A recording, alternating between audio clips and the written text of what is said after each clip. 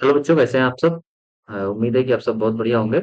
Actually कल हम लोगों ने पीरियड टेबल के बारे में कुछ ब्रीफ डिस्कशन किया था। पीरियड टेबल क्या होती है, इसमें हम लोगों ने पढ़ा था कि 7 उसमें पीरियड होते हैं, 3 ग्रुप होते हैं। और एस ब्लॉक किसे कहते हैं, पी ब्लॉक किसे कहते हैं, डी ब्लॉक किसे कहते हैं, एफ ब्लॉक किसे कहते हैं, इस टाइप की प्रॉपर्टीज भी हम लोगों ने स्टडी की थी।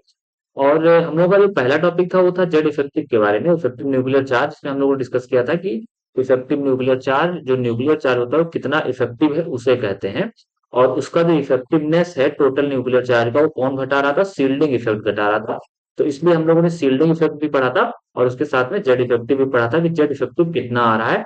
और फाइनली जब हम लोगों का कंक्लूजन निकला था वो ये निकला था कि जब हम लेफ्ट टू राइट जाते हैं पीरियडिक टेबल में, मतलब एज अ पीरियड उसमें मूव करते हैं, लेफ्ट टू राइट हम लोग मूव करते हैं, तो देखा था कि जेड इफेक्टिव बढ़ रहा है।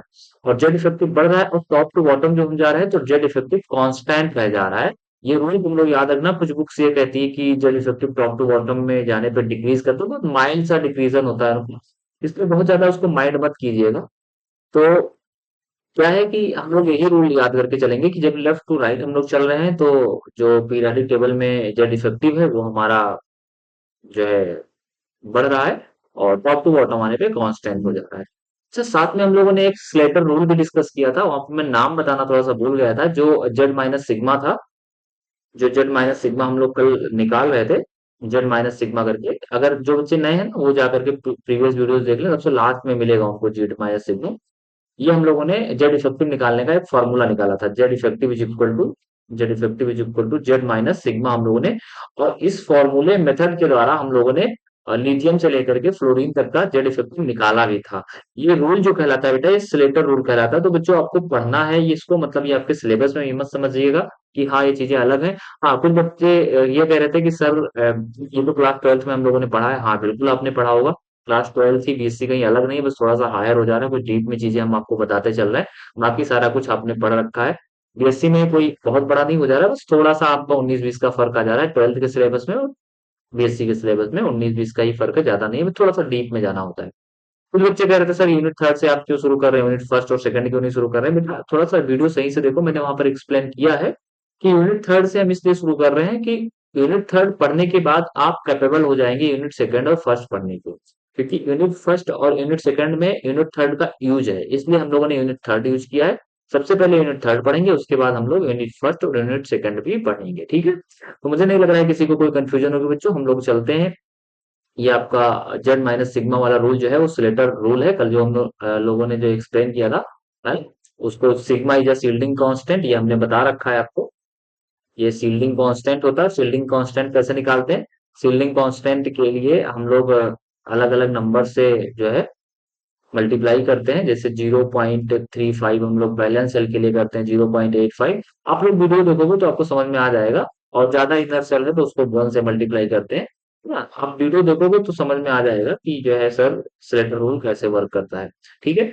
आज जो हमारा टॉपिक है बच्चों, वो आज हम तुम लोगों को एटॉमिक रेडियस भी पढ़ाने वाले हैं, क्योंकि एटॉमिक रेडियस और कुछ ही ऐसी प्रॉपर्टीज हैं जिनको जिनका जो है वेरिएशन है, जिन्हें पढ़ना है तुम लोगों को, बहुत ज्यादा डीप में जाना नहीं है, लेकिन हाँ थोड़ा बहुत डीप में चलना है।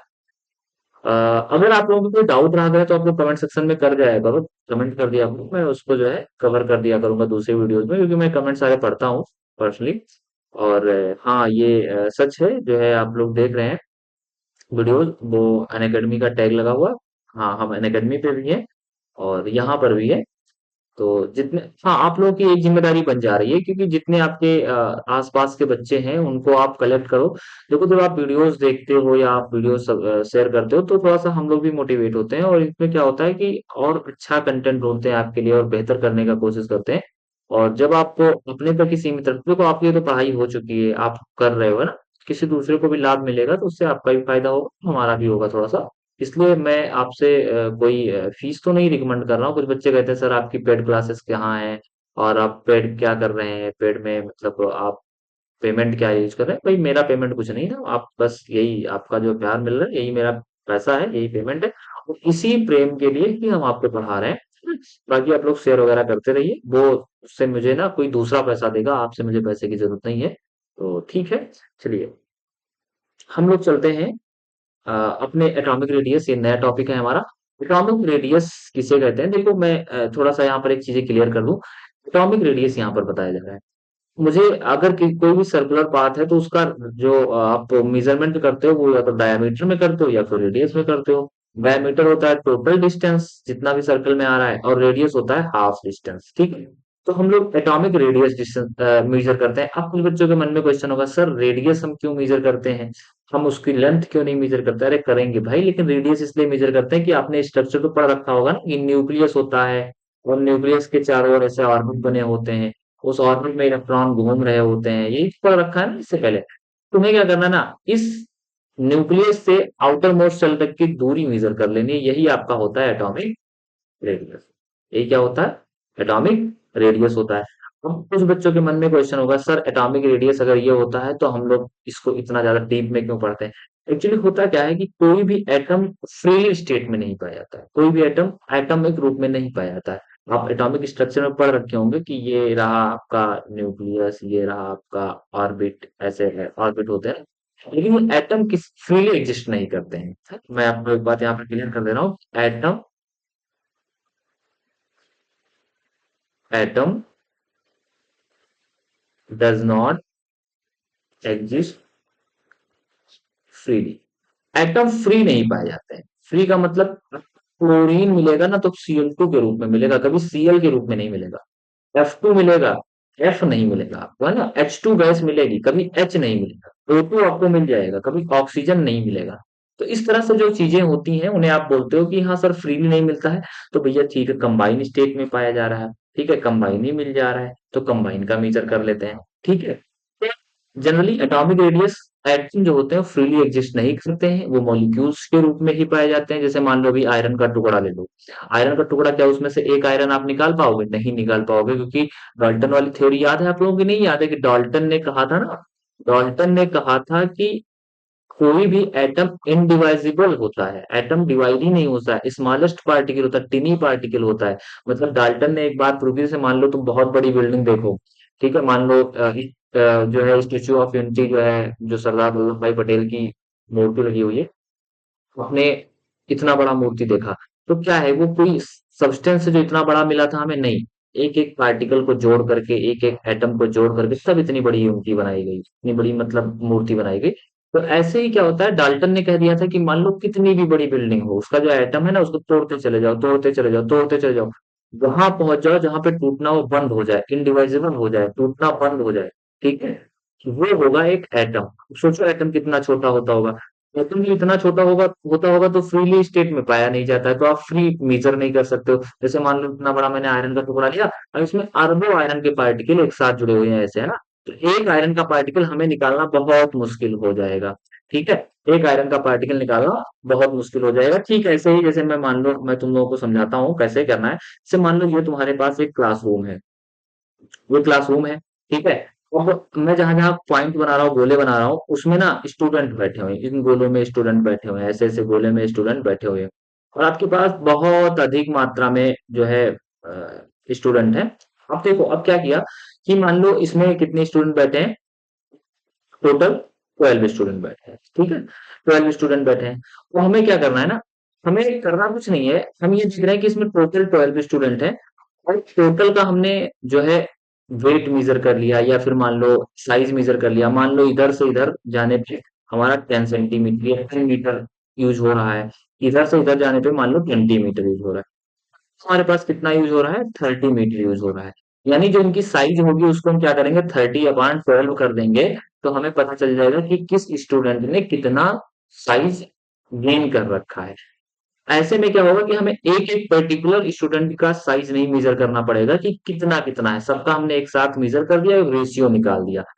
टॉमिक रेडियस भी एक प्रकार का रेशियो ही है, लेकिन ये रेडियस का रेशियो है। तो उसके लिए हम क्या करते हैं, इसके लिए देखो डेफिनेशन है, half of the internuclear distance between two atoms of a homo atomic molecule is known as atomic radius. हो सकता है वो होमो एटॉमिक ना हो, हेटेरो एटॉमिक भी हो। यहाँ पर हमने होमो एटॉमिक इसलिए लिखा है क्योंकि तुम लोगों को समझाना है मुझे, है ना। तो जैसे मान लो Cl2 लिखा हुआ है, तो Cl2 मान लो ये एटम है, ये मान लो Cl का एटम है, और ये दूसरा Cl का एटम, ठीक है। दोनों एक साथ जुड़े हुए हैं। अब यहाँ से यहाँ तक इंटर न्यूक्लियर का मतलब एक न्यूक्लियस से दूसरे न्यूक्लियस तक का, इनका डिस्टेंस टोटल मेजर कर लिया। जैसे मान लो इनका टोटल डिस्टेंस आया 10 एंगस्ट्रॉम, मान लेते हैं 10 एंगस्ट्रॉम आया। हम पूछ रहे हैं कि बताओ भैया सीएल का एटॉमिक रेडियस कितना है। तो अगर दोनों सीएल का एटॉमिक रेडियस 10 एंगस्ट्रॉम आ रहा है तो एक सीएल का क्या होगा, 10/2 कर दो, तो टोटल कितना आ गया, 5 आ गया। अगर सीएल टू के बीच में जो इंटर न्यूक्लियर डिस्टेंस है, न्यूक्लियस इस न्यूक्लियस से इस न्यूक्लियस की दूरी मान लो 10 एंगस्ट्रॉम आ रही है, तो ऑब्वियस सी बात है कि एक सीएल की जब दूरी निकालोगे तो वो 5 आने वाली है। हम क्या करते हैं भाई, एटम फ्रीली एग्जिस्ट नहीं करते तो उनका मॉलिक्यूलर डिस्टेंस ही मेजर कर लेते हैं। अब मॉलिक्यूलर डिस्टेंस जब मेजर करें, इसी को बॉन्ड लेंथ भी कहते हैं, देखो यहाँ पर नीचे हमने लिख दिया है, internuclear distance is also known as bond length, इसे बॉन्ड लेंथ भी कहते हैं। ठीक है, तो ये मान लो कोई एटम है, ये दूसरा एटम है, अब यहाँ से यहाँ तक की दूरी हमने मेजर कर ली, जितना आया वो इन दोनों का डिस्टेंस आया ना, ये जो डिस्टेंस आया वो इन दोनों का आया। अब इन दोनों को आया तो इस टोटल डिस्टेंस को अगर अपान 2 कर दोगे तो किसी एक एटम का निकल आएगा कि नहीं निकल आएगा। तो ऐसे हम लोग मेजर करते हैं। अब तुम लोगों की सारी समस्याएं मुझे लग रहा है दूर हो गई होंगी। पहली समस्या तुम लोगों की ये थी कि सर किसी भी एटॉमिक रेडियस को मेजर कैसे करें। तो भैया किसी भी एटॉमिक रेडियस को, क्योंकि एटम फ्रीली एग्जिस्ट करते नहीं है, इसलिए किसी भी एटॉमिक रेडियस को आप मेजर कर नहीं पाओगे। दूसरी समस्या ये थी सर फिर मॉलिक्यूलर फॉर्म में। हाँ ठीक है, मॉलिक्यूल्स लिए उन दोनों के इंटरन्यूक्लियर मतलब न्यूक्लियस से लेकर के दूसरे न्यूक्लियस तक की दूरी हमने मेजर कर ली, तो उनका हमने हाफ कर दिया, तो इससे किसी एक का पता चल गया। ठीक है, मतलब इसका मतलब ये हुआ जैसे मान लो इनके बीच में डिस्टेंस 10 एंगस्ट्रॉम था, तो 5 एंगस्ट्रॉम इसका है, 5 एंगस्ट्रॉम इसका है। तुम लोगों के पास समस्या ये होगी कि सर हाँ फिर ठीक है, इतना तो मुझे समझ में आ गया, फिर मैं हम कैसे पता करेंगे कि इसमें कितना डिस्टेंस है क्या है। अब आपको पता होगा कि कोई भी मॉलिक्यूल बॉन्ड के द्वारा जुड़ा रहता है। ठीक है, तो बॉन्ड के द्वारा जुड़ा रहता है तो ये जो जो हमारा डिस्टेंस हम मेजर कर रहे थे ये जनरली 4 टाइप का हो सकता है। पहला हो सकता है कोवैलेंट रेडियस, कोवैलेंट रेडियस। अब ये क्या है, और ये कुछ खास नहीं है। कोवैलेंट रेडियस वो रेडियस है कि वो मॉलिक्यूल जो कोवैलेंट द्वारा जुड़े हुए बॉन्ड कर रखा है ना, तुम लोगों ने टोरंटो में पढ़ रखा हो कोवैलेंट बॉन्ड, आयनिक बॉन्ड, इस टाइप के बॉन्ड है ना। तो कोवैलेंट बॉन्ड के द्वारा जो जुड़ा हुआ है उसका रेडियस तुम मेजर करोगे कोवैलेंट रेडियस में। ऐसे ही तुम्हें मिल जाएगा आयोनिक रेडियस, जो आयनिक बॉन्ड के द्वारा जुड़ा हुआ है उसे आप आयनिक रेडियस बोलोगे, है ना। इसी चीज को डिस्कस करना है और कुछ नहीं करना है इस टॉपिक में, है ना। इसके बाद में आपको मान लो मेटल के द्वारा मेटेलिक बॉन्ड बॉन्ड होते हैं ना, ionic bond, metallic bond, covalent bond, coordinate bond, इस टाइप के बॉन्ड। तो बस ऐसे ही मेटेलिक बॉन्ड अगर जुड़ा हुआ है तो उसमें मेटेलिक रेडियस आप मेजर करोगे। ठीक है, और एक और भी फोर्स ऑफ अट्रैक्शन होता है वन वाल, आपको याद होगा, अपने सर ने पढ़ाया होगा इंटर में कि van der Waals, van der Waals bond के द्वारा जुड़े होते हैं, उनके बीच का जो रेडियस तुम मेजर कर रहे हो, रेडियस मेजर करने का तरीका तुम्हारे पास एक ही है। दो एटम लो, उनके न्यूक्लियस को आपस में मेजर करो कि इनके न्यूक्लियस का डिस्टेंस कितना है, या फिर बॉन्ड लेंथ मेजर करो और उनको आधा कर दो, आपको एक दूसरे का रेडियस पता चल जाएगा। कोवेलेंट रेडियस आपको पढ़ना है, कोवेलेंट रेडियस पढ़ना है। कोवेलेंट, आप इतना तो समझ में आ ही रहा होगा कि कोवेलेंट बॉन्डेड एटम होंगे, ये क्या होंगे, कोवेलेंट बॉन्डेड एटम होंगे। आपके मन में क्वेश्चन होगा कि सर कोवेलेंट बॉन्डेड हम कैसे जान पाएंगे। जब किसी नॉन मेटल का जब किसी नॉन मेटल के साथ बॉन्डिंग होता है तो उसे आप कहते हो कोवेलेंट रेडियस। ठीक है, जैसे मान लो सीएल, सीएल कौन सा बॉन्ड पाया जाएगा, कोवेलेंट बॉन्ड पाया जाएगा।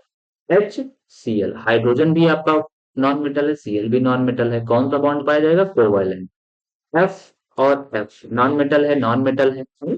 कल बताया था ना हमने पीरियड टेबल में कौन से नॉन मेटल है कौन से मेटल आयड है कि नहीं है। सी सीएल कौन सा बॉन्ड पाया जाएगा, कोवेलेंट। तो ये मान लो ये एक हाइड्रोजन लिखा, ये दूसरा हाइड्रोजन लिखा, ठीक है। H2 हमने लिया, H2, ये हमने एक हाइड्रोजन लिखा, ये हमने दूसरा हाइड्रोजन लिखा। ठीक है, अब इन दोनों के बीच की डिस्टेंस हमने मेजर कर ली। अब इन दोनों के डिस्टेंस मान लो आ रहा है 20। ठीक है, तो एक हाइड्रोजन का कितना आएगा, 20/2।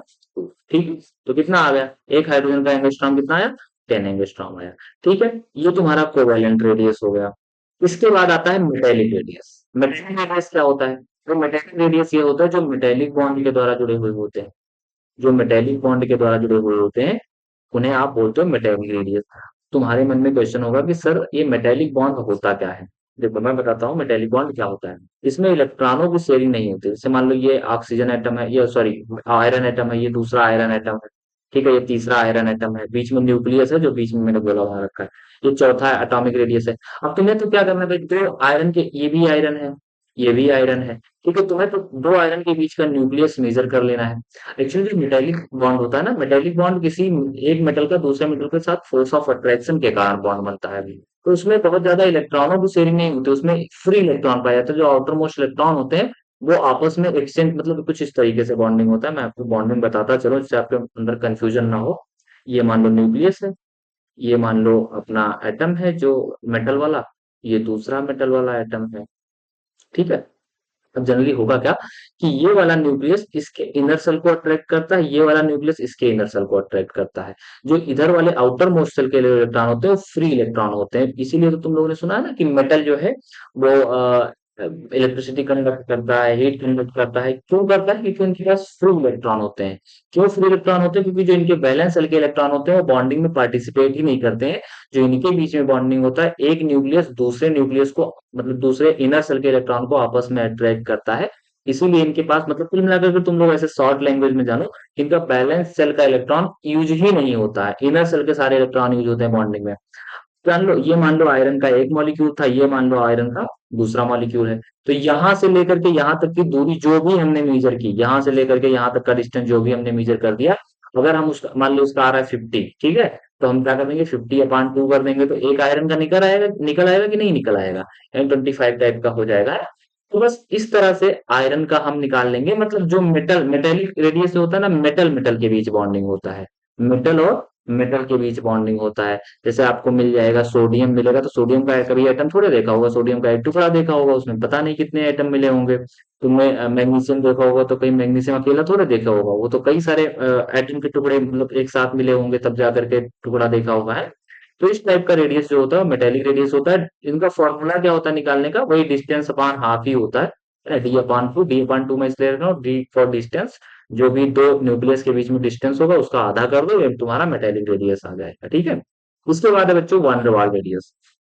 तो ये वान डेर वाल रेडियस एक प्रकार का वीक फोर्स ऑफ अट्रैक्शन। ठीक है, weak force of attraction, weak force of attraction. ये क्या होता है? ये दो मॉलिक्यूल्स के बीच में, दो एटम के बीच में नहीं, देखो अभी तक जो बॉन्डिंग पढ़ रहे थे ना वो दो एटम के बीच हुआ था, ये ऐसे हुआ, ये ऐसे हुआ। इन दोनों के बीच में तुम पढ़ रहे थे। इस बार यहाँ नहीं पढ़ रहे हो, इस बार यहाँ नहीं पढ़ रहे हो। इस बार क्या पढ़ रहे हो?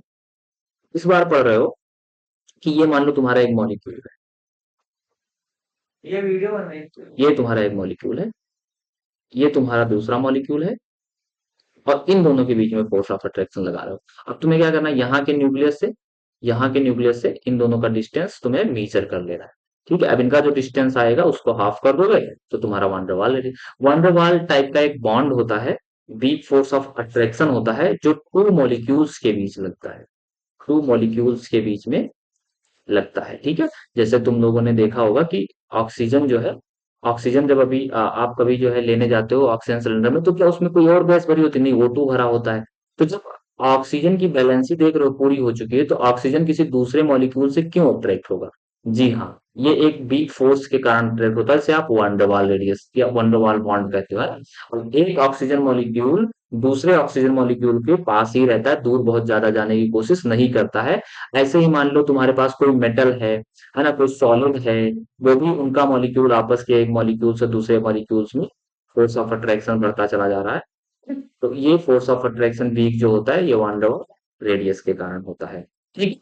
तो हमें उम्मीद है कि वांडरवाल आपको रेडियस समझ में आ गया होगा, क्योंकि ये वांडरवाल एक बॉन्ड है। वांडरवाल बॉन्ड क्या होता है? वांडरवाल बॉन्ड होता है दो मॉलिक्यूल के बीच में। अभी तक आप जो बॉन्ड पढ़ रहे थे, मेटेलिक चाहे बॉन्ड पढ़ रहे थे, या मेटेलिक रेडियस चाहे पढ़ रहे थे, चाहे आप आयनिक रेडियस पढ़ रहे थे, चाहे आप कोवेलेंट रेडियस पढ़ रहे थे, वो सबके सब क्या था? वो एक रेडियस था आयनिक कोवेलेंट इस टाइप का, मतलब एटम एटम के बीच में बॉन्डिंग हो रही थी। और जो वांडरवाल रेडियस है तुम्हारा, ये किसी दो मॉलिक्यूल्स के बीच में हो रहा है। दो मॉलिक्यूल बनेंगे, तो ऐसे तो बनेंगे, ऐसे मान लो दो मॉलिक्यूल बने, इधर दो मॉलिक्यूल बने, तो अब इनके न्यूक्लियस के बीच की दूरी होगी। ठीक।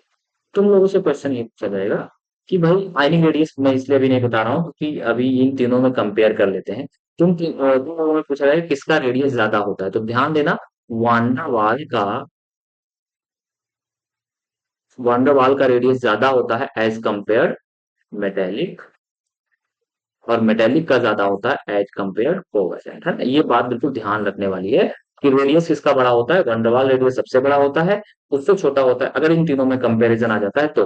अभी मैंने आयनिक छोड़ रखा है, आयनिक में ले चल रहा हूँ तुम लोगों को बताने। वंडरवाल रेडियस सबसे बड़ा होता है, उससे छोटा होता है मेटेलिक रेडियस, और उससे छोटा होता है तुम्हारा कोवेलेंट रेडियस। उसके बाद में बच्चों आयनिक बॉन्ड को हमने क्यों छोड़ रखा था, आयनिक बॉन्ड छोड़ने के पीछे कारण था। आयनिक बॉन्ड छोड़ने के पीछे कारण ये था कि ये जनरली नॉन मेटल और मेटल के बीच बनता है। पहली बात, like NaCl, like NaCl, Na इसमें मेटल है और Cl इसमें नॉन मेटल, आयनिक बॉन्ड बन रहा है, ठीक है। तो आयनिक बॉन्ड में रेडियस मेजर करना, तो वही फॉर्मूला तो हमारे पास सेम है कि न्यूक्लियस से न्यूक्लियस तक की दूरी मेजर कर लेंगे, लेकिन यहाँ से एक क्वेश्चन ये आता है कि आयनिक बॉन्ड में एक तो कैटायन होगा, मतलब इस टाइप का क्वेश्चन तुम्हें समझ में आना चाहिए। एक होगा एनायन, एक होगा केटायन, और एक होगा एनायन। केटायन का मतलब होता है ऐसा सब्सटेंस जिसके ऊपर पॉजिटिव चार्ज आता है, एनायन का मतलब ऐसा सब्सटेंस जिसके ऊपर नेगेटिव चार्ज आता है, जैसे Na+Cl-, ठीक है। तो इस तरह से आयनिक रेडियस होगा। अब आयनिक रेडियस घटता और बढ़ता है, तुम इसको पता लगा सकते हो। अगर आपका साइज ऑफ केटायन बढ़ रहा है, इंक्रीज कर रहा है, तो ऑब्वियस सी बात है कि रेडियस भी बढ़ने वाला, ठीक है। अगर साइज ऑफ एनायन बढ़ रहा है तो ऑब्वियस सी बात है कि रेडियस भी बढ़ने वाला है, ठीक है। लेकिन उससे पहले जो टर्म है उसको हम लोग यूज कर लेते हैं और जान लेते हैं कि टोटल रेडियस पर क्या फर्क पड़ता है। टोटल रेडियस आप कैसे मेजर करो, मतलब जो तुम्हारा ये तो ठीक है टाइप हो गया तुम्हारा, एटॉमिक रेडियस तुम जान गए क्या होता है, लेकिन जब तुम पीरियोडिसिटी पढ़ते हो, पीरियोडिसिटी पढ़ते हो तो उस पर टोटल रेडियस का क्या प्रभाव पड़ता है। तो देखो एक बात समझो, अब हम लोग इमेजिन करो कि लेफ्ट टू राइट हम लोग बढ़ रहे हैं, लेफ्ट टू राइट बढ़ रहे हैं, क्या जेड इफेक्टिव तुम्हारा बढ़ रहा है, मतलब जो न्यूक्लियर पावर है वो बढ़ रहा है, यानी एटम को अपनी ओर खींच रहा है, जो एटम का मतलब पूरा इलेक्ट्रॉन है उसको अपनी ओर खींच रहा है। तुम बताओ ऐसी सिचुएशन में क्या होगा कि मान लो न्यूक्लियर पावर जो तुम्हारा बीच में है ना वो बढ़ रहा है, तो बढ़ रहा है तो ऑब्वियस सी बात है कि इसको अंदर की तरफ ढकेलेगा, इसको अंदर की तरफ खींचेगा। ऐसी सिचुएशन में बताओ साइज बढ़ गई कि घट गई। हाँ आप सही बता रहे हो, साइज घट गई, ठीक है भाई, न्यूक्लियस है, न्यूक्लियस आपको अपनी तरफ खींच रहा है, ऐसे खींच रहा है? तो साइज बढ़ गई। अच्छा टॉप टू बॉटम जब तुम आए थे, टॉप टू बॉटम जब आए थे, तो इसको तुम्हें याद करना है। टॉप टू बॉटम जब तुम आए थे ऊपर से नीचे, तो तुमने देखा जेड इफेक्टिव कांस्टेंट हो गया, लेकिन आपको पता होगा कि नंबर ऑफ सेल बढ़ रहे हैं। जैसे जिस पीरियड में आप जाते हो उसका नंबर ऑफ सेल बढ़ जाता है, ऐसे फर्स्ट पीरियड में आप हो तो उसमें एक सेल होगा, सेकंड पीरियड में हो तो दो सेल होंगे, तो सेल बढ़ेंगे तो ऑब्वियस सी बात है साइज बढ़ जाएगी। थर्ड पीरियड में हो तो तीन पीरियड, फोर्थ पीरियड में हो तो चार सेल, है ना, इस तरह से सेल बढ़ते चले जाते हैं। तो आपको एक बात यहाँ पर याद रखनी है आयनिक रेडियस पढ़ने से पहले, कि जब आप लेफ्ट टू राइट मूव करते हो, लेफ्ट टू राइट जब मूव करते हो तो साइज तुम्हारी डिक्रीज करती है। ये बात बिल्कुल गोल्डन याद रखना है कि जनरल ट्रेंड जो है हमारा वो ये है कि साइज डिक्रीज करती है, और टॉप टू बॉटम जब आप आते हो तो साइज तुम्हारी इंक्रीज करती है, क्यों, बिकॉज ड्यू टू सेल। तो आप डिफिनेशन भी लिख सकते हो कि व्हेन वी मूव, आप साथ में लिखते रहो, from left to right, Z effective increases, hence size decreases, ठीक है। और आप लिख सकते हो टॉप टू बॉटम जब मूव करते हैं, top to bottom size increases due to number of shell increases, ठीक है। अभी मैंने तुम्हें कैसे पता चलेगा नंबर ऑफ सेल इंक्रीज कर रहा है, अभी मैंने बताया आपको कि आप जिस पीरियड में मूव कर रहे हो, जैसे मान लो आप पहले पीरियड में हो तो उसमें सेल एक होगा, दूसरे पीरियड में हो तो सेल दो होगा, तीसरे पीरियड में हो तो सेल तीन होगा, चौथे में हो पीरियड में तो चार होगा। तो इस टाइप से आप देख रहे हो कि जैसे जैसे आप टॉप टू बॉटम आ रहे हो तो पीरियड तो बढ़ ही रहे हो, तो नंबर ऑफ सेल भी इंक्रीज कर रहा है। जनरल सा जो ट्रेंड मिला वो मिला कि जब हम लेफ्ट टू राइट जाते हैं तो हमारा, जब हम लेफ्ट टू राइट जाते हैं तो साइज डिक्रीज करती है, टॉप टू बॉटम आते हैं तो इंक्रीज करती है। obvious सी बात है कि अगर मान लो मैंने कहा कि बताओ Na और पोटेशियम, रुबिडियम, सीजियम, अगर मैं इनकी बात करूं तो बताओ साइज किसकी बड़ी हुई है, तो आप कहोगे सर सीजियम की बड़ी हुई है। ठीक है, किसकी छोटी है, सोडियम की छोटी है। ठीक है, तो टॉप टू बॉटम आने पे आपका साइज बढ़ रहा है। लेकिन अगर हम बात करें लेफ्ट टू राइट जाने पे तो आपका घट रहा है। ऐसी सिचुएशन में अगर मैंने आयन बना दिया, आयन बना दिया मतलब Na+, K+, Rb+, है ना, इस टाइप से मैंने आयन बना दिया, तो साइज इंक्रीज ही करेगी, साइज इंक्रीज करेगी। रुबिडियम की सबसे बड़ी हो जाएगी, सोडियम का उससे कम, पोटेशियम का उससे कम। ठीक है, अब देखो आयनिक रेडियस में क्या होता है, अगर आपके पास, इसको ध्यान देना, नंबर ऑफ चार्ज बढ़ रहा है, अगर नंबर ऑफ चार्ज इंक्रीज कर रहा है तो साइज क्या करेगी, डिक्रीज करेगी। अगर ये कैटायन की केस में है, ये कैटायन के केस में कि नंबर ऑफ चार्ज अगर बढ़ रहा है तो साइज डिक्रीज करेगी। और एनायन, एनायन तो कैटायन और एनायन समझ तो गए होंगे, कैटायन मतलब पॉजिटिव चार्ज, एनायन मतलब नेगेटिव चार्ज। एनायन में क्या होता है कि नंबर ऑफ चार्ज अगर आपका बढ़ रहा है तो साइज इंक्रीज करेगी। दोनों में अंतर है कि कैटायन का जब चार्ज आपका बढ़ेगा तो साइज डिक्रीज करेगी, और एनायन का जब साइज बढ़े, चार्ज बढ़ेगा तो साइज इंक्रीज करेगी। जैसे मान लो मैंने आपको दिया N-3, O-2, F-1, ऐसी सिचुएशन में जनरली आप लेफ्ट टू राइट जाते, तो ये मतलब वैसे भी नाइट्रोजन तुम्हारा बड़ा होता, ऑक्सीजन उससे छोटा होता, फ्लोरीन सबसे छोटा होता। लेकिन अभी देखो इस पे -3 का चार्ज है, नंबर ऑफ चार्ज बहुत ज्यादा है, एनायन है, ऑक्सीजन पे -2 का है, फ्लोरीन, तो ऐसी सिचुएशन में तुम्हारा एनायन ये बड़ा हो जाएगा। ठीक है, अभी मान लो मैंने ले लिया सोडियम, फिर ले लिया मैग्नीशियम और ले लिया एल्यूमिनियम। ठीक है, इस पर +3 का चार्ज है, इस पे +2 का चार्ज है, इस पे +1 का चार्ज है। तो वैसे भी हम लेफ्ट टू राइट मूव करते हैं तो साइज घट रही होती है, लेकिन यहाँ पर क्या है कि नंबर ऑफ चार्ज इंक्रीज है, इस पे +3 है, इस पे +2 है, इस पे +1 है, सबसे ज्यादा चार्ज किस पे है, एल्यूमिनियम पे, तो साइज क्या होगा, डिक्रीज करेगा। तो यानी सोडियम सबसे बड़ा हो जाएगा, मैग्नीशियम उससे छोटा और एल्यूमिनियम सबसे छोटा हो जाएगा। तो बच्चों आयनिक रेडियस तुम लोग ऐसे इसको प्रैक्टिस करो, इसके बाद में कुछ है फैक्टर अफेक्टिंग, इसलिए मैं नहीं बता रहा हूँ कि कम से कम तुम लोग थोड़ा सा रिवीजन करके आ जाओ, ऐसा ना हो कि कल आओ तो तुम लोग पढ़ो बिल्कुल नहीं, एक बार वीडियो देख लो उसके बाद तुम्हारा इंटरेस्ट खत्म हो जाए। फैक्टर अफेक्टिंग मैं आपको दूसरी वीडियो में बताऊंगा। रीजन ये है कि आप लोग दोबारा फिर से फैक्टर अफेक्टिंग पढ़ने आ जाओ, और फैक्टर इफेक्टिव पढ़ करके बहुत अच्छे से तुम लोग कॉन्सेप्ट क्लियर करो अपना। जो भी डाउट होगा आज आप कमेंट सेक्शन में कर जाएंगे, ऐसे हम लोग एक एक टॉपिक पे ऐसे ऐसे स्टडी करेंगे जिसपे आप पे बहुत बर्डन भी ना है, बहुत ही स्मूथली आपका पूरा सिलेबस भी खत्म हो जाएगा। सिलेबस को लेकर के आप परेशान मत होइए, सितंबर चल रहा है, अक्टूबर तक अब खत्म हो जाएगा, अक्टूबर नवंबर मिड तक खत्म हो जाएगा, है ना, नवंबर तक तुम लोग का एग्जाम भी होने वाला है। ठीक है, फिर हम लोग फैक्टर अफेक्टिंग पढ़ेंगे। और आयनिक रेडियस भी तुम लोग थोड़ा सा जो मैंने बताया है कि चार्ज अगर आपका इंक्रीज कर रहा है तो साइज क्या होगी, डिक्रीज कर जाएगी, कैटायन का, है ना, कैटायन का चार्ज अगर इंक्रीज कर रहा है तो साइज डिक्रीज हो जाएगी, और अगर एनायन का चार्ज तुम्हारा इंक्रीज कर रहा है तो साइज क्या होगा, इंक्रीज कर जाएगी। इसके कुछ एप्लीकेशन के क्वेश्चन कल बढ़िया बढ़िया ला करके करवा देंगे। हाँ, आप लोग ध्यान रखिएगा कि बीएससी के साथ साथ में आपको इतना कंटेंट दे रहा हूँ कि नीट आईआईटी के लिए भी आप आराम से क्वेश्चन कर ले जाओगे, कोई दिक्कत नहीं होगी। ठीक है बच्चों, okay, bye bye, love you.